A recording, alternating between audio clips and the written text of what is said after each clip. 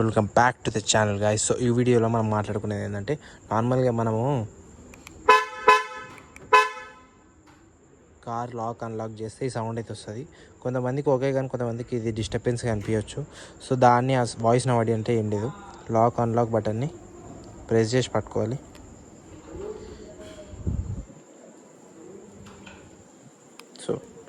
So మనకు sound అనేది disable అయిపోతుంది.